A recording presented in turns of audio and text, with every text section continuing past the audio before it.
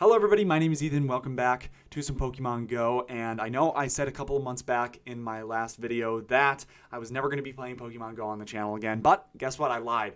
And the reason why I lied is because they have finally fixed one of the key issues that has plagued this game ever since it came out, and that was the lag issue and the fast move denials. Just a couple of days ago, I believe, they came out with a new patch. We already won this game.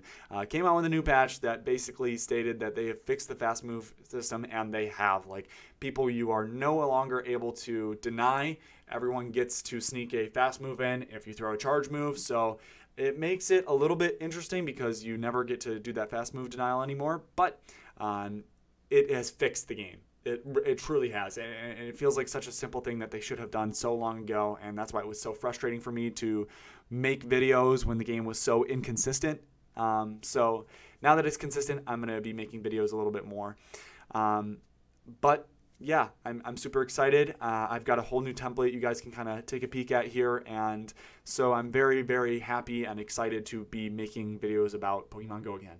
So hopefully you guys are excited, and we'll jump back into the battle. That first one went over so quickly just because of this team. This team is awesome. It's not an ABB style team, but it is got some very interesting characters on it. The first one being MVP, totally, Alolan, Raticate.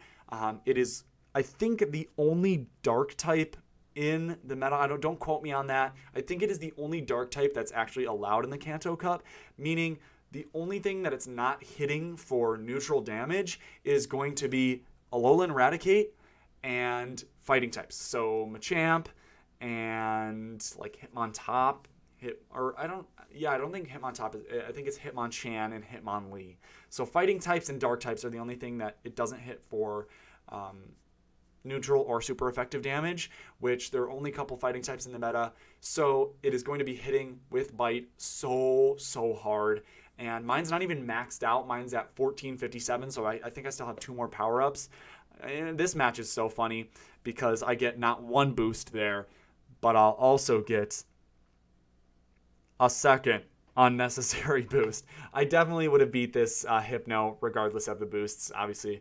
But I do have another couple of good squad members on the team besides the Alolan Raticate. That is obviously the MVP, but I have that Sandslash there, Kanto Sandslash. It is one of the only metas that I think it's really viable in is going to be the Kanto Cup, and that's because of all the Psychic types, the Ghost types, and obviously it has a very positive matchup against Nidoqueen. That's one of the only other reasons that I brought it along.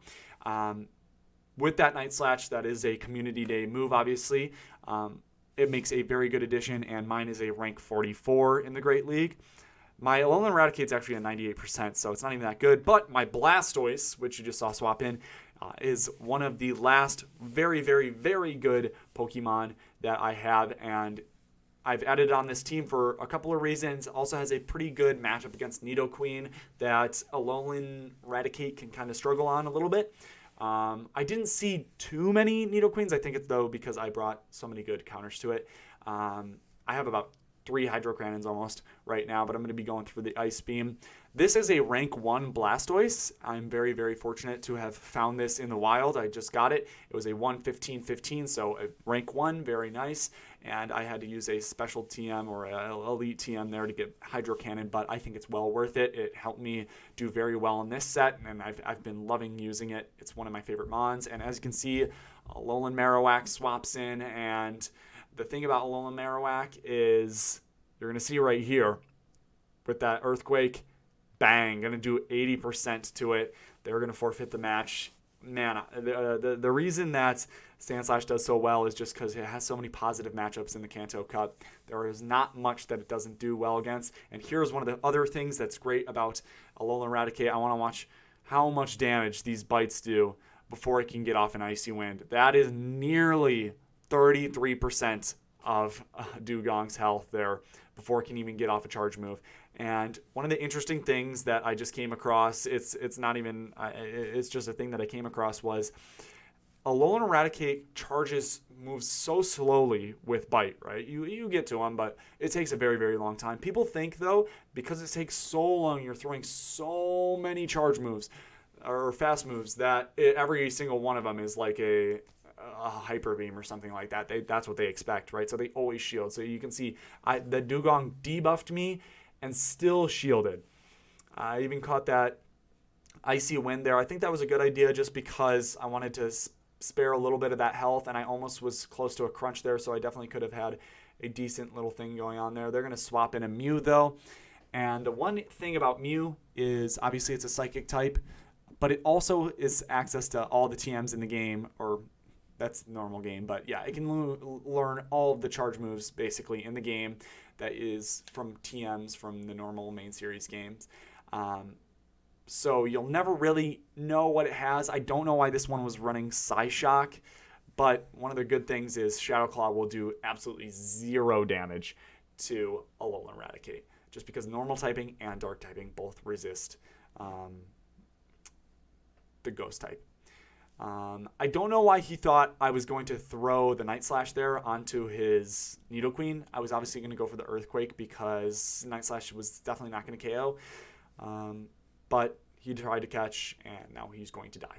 So that's that match right there for you. I love this team. Again, it's not an ABB style team, so you're not trying to bait anything out. You're just kind of playing the game straight up. And that can be a little bit refreshing, right? Because with a lot of the teams, you're trying to do the exact same thing every game, right? You're trying to bait out, if you're playing, Alolan Marowak, Double Grass, you're trying to bait out a water type, right? You're trying to bait out a counter to your grass type. You're trying to, bait something out. Whereas on this team, you can play most of it, and that's what's good about Alolan Raticate. Again, Alolan Raticate's the MVP of this team. It's not even maxed out, but it has been the MVP of this team, man. This is a difference. So Alolan Sandslash can have either Powder Snow or it can have Shadow Claw. Now, we had a Powder Snow earlier, and it was a terrible matchup, whereas this one's definitely a better matchup. You're taking 0 damage from Shadow Claw. Now, this is where one of the mistakes I could have made. I could have banked that crunch, though. Not banking it made it so that I got the defense fall, and my Blastoise would be able to farm it down. It does get my shield from that Brave Bird, though, so it does have the shield advantage here, but my Hippowdon, my Blastoise here is close to 2 Hydro Cannons, and these things chunk. They're not going to be hitting as hard as, Swampert Hydro Cannons, but these things do insane damage. He has to, shield there. And just got a call there, but we're going to keep it rolling. I'm definitely going to be able to win this match. They do a very nice catch, so, props to them. Very good move from that battler there. But I do undercharge it the full way so that I could get to the next one easier. It gets to the Night Slashes so very quickly. So one of the best things, and that's all I got for you guys today. Thank you guys so much for watching, and hopefully I got some more good content for you in the future. Peace.